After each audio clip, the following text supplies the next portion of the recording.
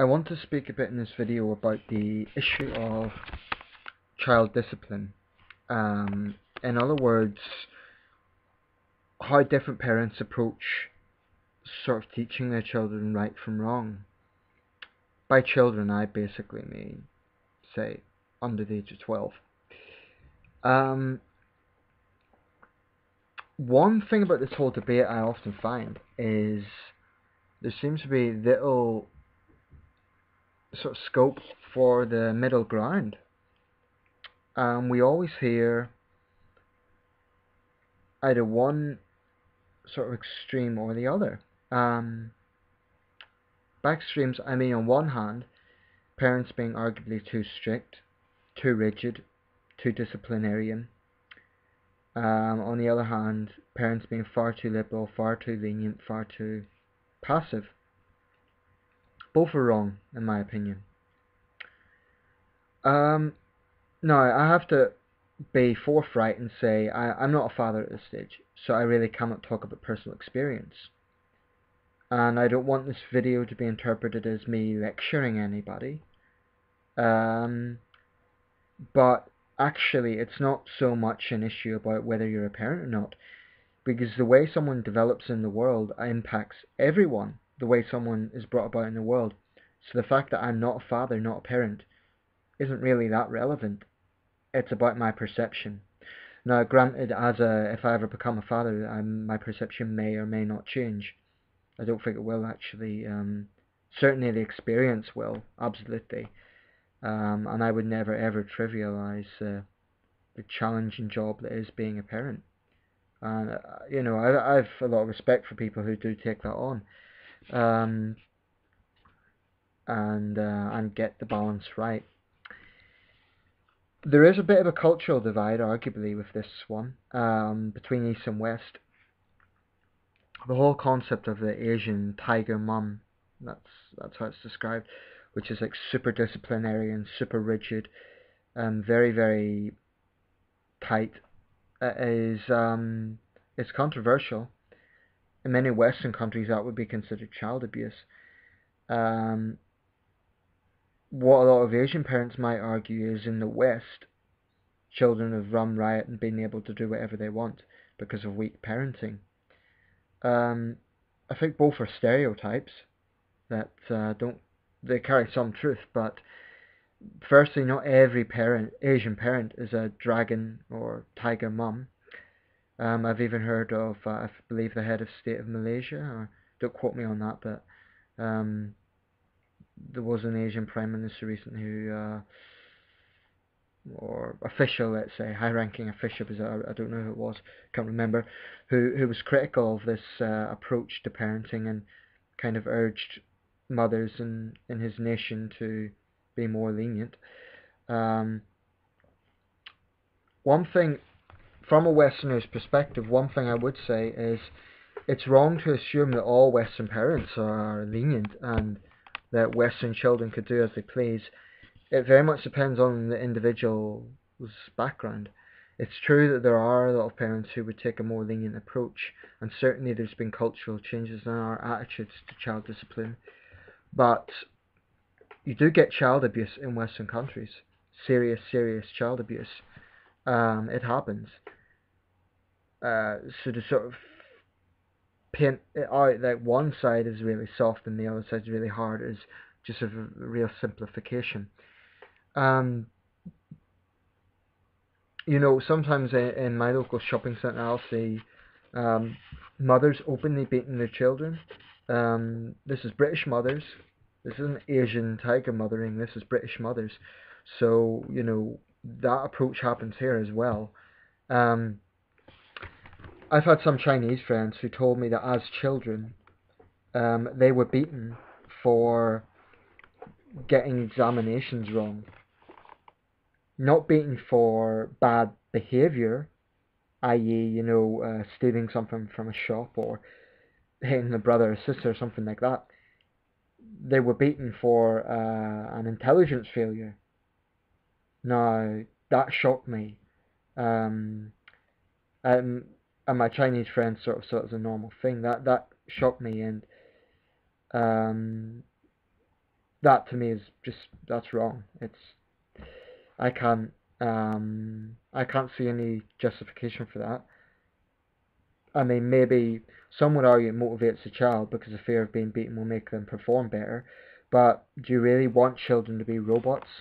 I am skeptical of any parent, and it isn't just an Asian thing. You can see this in the United States as well. Um, Parents who try to make their children into prodigies or geniuses, it's very, personally, I find it unsettling. Um, you might disagree, but this is just my opinion. I think children should develop naturally. If a child is naturally, you know, some children are naturally quite clever, more so than others, but that should come from themselves, and the process should be natural and gradual. Hot-housing children from the age of 1 is not my idea of a healthy childhood. Just in case you don't know, hot-housing is intense education for hours on end. And I'm not exaggerating, by the way, that some Chinese parents are doing that. We maybe talk about extreme cases here, but I think it is fair to say there is a difference between East and West in terms of what is generally regarded as acceptable. Some would argue, there's more competition in China as mitigating factors, but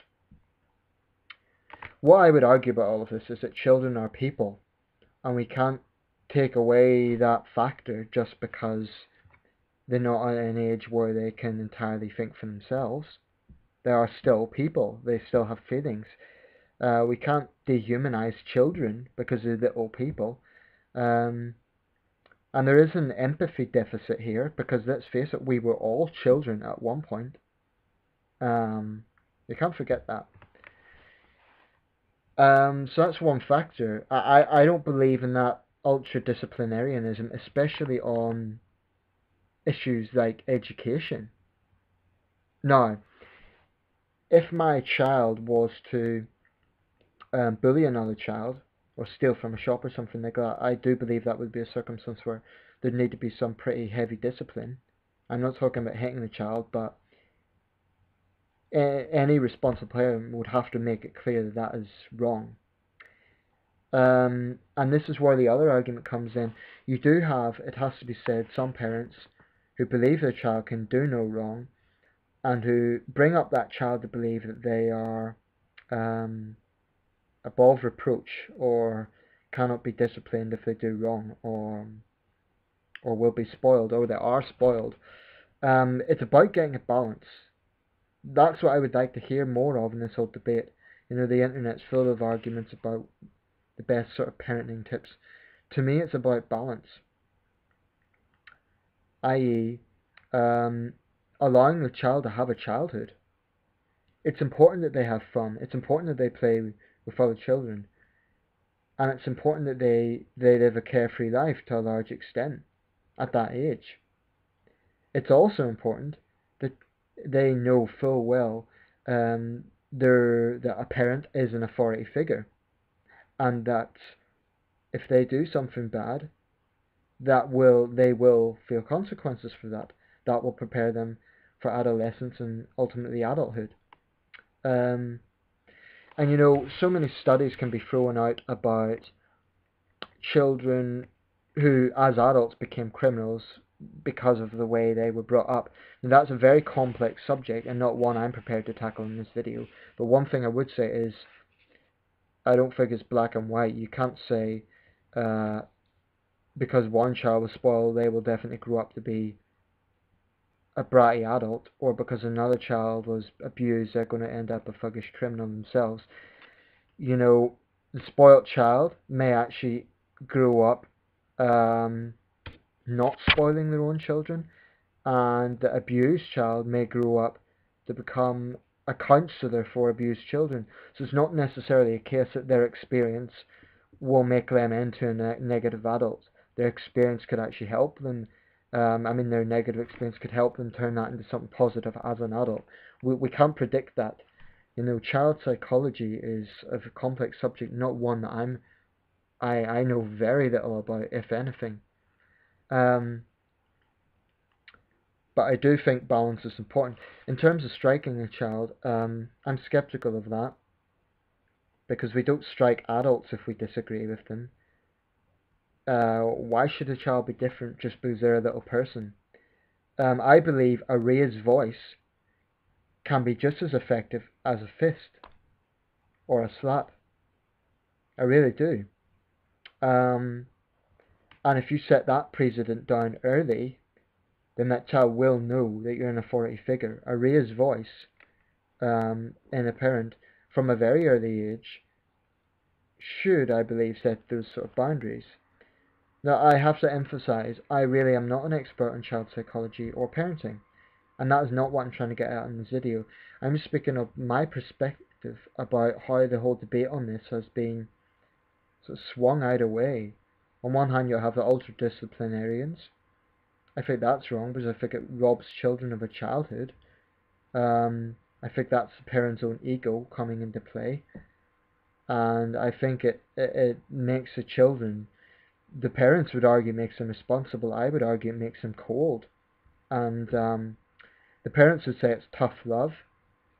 That's a debate to be had. I don't think that approach I'm skeptical of. And I do think there's actually a human rights factor. Now, you could laugh at that, but children are people and we can't dehumanize them. And, you know, beating a child for failing in an academic situation is not the way to motivate them, in my opinion. Even if it does motivate them, it's not the moral way to do it. In my opinion, you need to encourage them. You need to motivate them that way. If they're constantly getting something wrong, sit down and help them out with it. Don't beat them. If you have to beat them, it should be something that really heralds that. Like if they're being cruel to an animal or something like that. You know, I don't want to trivialize parenthood. It's a full-time job, and job probably is the wrong word to even use. I think it's an immense amount of responsibility bringing someone else into the world, and I do respect people who do it. But there are good parents and there are bad parents. And in my opinion, a bad parent can either be a parent who's a bullying thug who abuses their child, who abandons their child, or you can also have a bad parent who basically treats the child like a friend, or treats the child like a spoiled little prince or princess. A parent should always be a parent, not a friend, someone to gossip with. Now, there's nothing wrong with being a friend with your child, but there also has to be an authoritarian situation there. You know, you can't sort of, fathers shouldn't treat their sons like mates in a pub at that early age. Mothers shouldn't treat their daughters like, you know, work colleagues at that early age. At that early age, in my opinion, the child has to know the parent's an authoritarian figure. Because you cannot, you know, if the child then goes on to disrespect other people are not going to be in a position to do anything about it. It's 100% the adult's responsibility, the parent's responsibility. So yeah, there's a lot of angles to take with this. I think what I'm arguing for is balance, some sense of balance. And in my opinion, people who I can see are clearly good parents, from my perception, they are that way because they get the balance right. They're not over the top. They let their children have a childhood. They let them have fun, and they know they don't use excessive force and they don't even use violence. But they will instill right from wrong. You know, let me know your thoughts. I think there is a bit of a east-west divide. I've seen American parents and British parents who spoil their children rotten, would never use any form of discipline. I'm not just talking about hitting, because that's another issue. Even shouting. There's parents who will spoil the children beyond belief, even when they're wrong. And then they'll deny the child's wrong, and that's not good. It's selfish, it's irresponsible, it's not good. Balance is what I'm arguing for here. And that balance should remain up to throughout childhood, right up to the age of 13. And you know, as for teenagers, you get young teenagers and old teenagers. There should still be a level of authoritarianism, but as a teenager, I believe they should get more independence, because they are developing their adulthood. And the reason this is significant for someone who's not a parent is because the way a child is brought up, in my opinion, does impact everyone else and them. So that's it really. I'm arguing for some sense of balance in all of this. Okay, thank you for watching.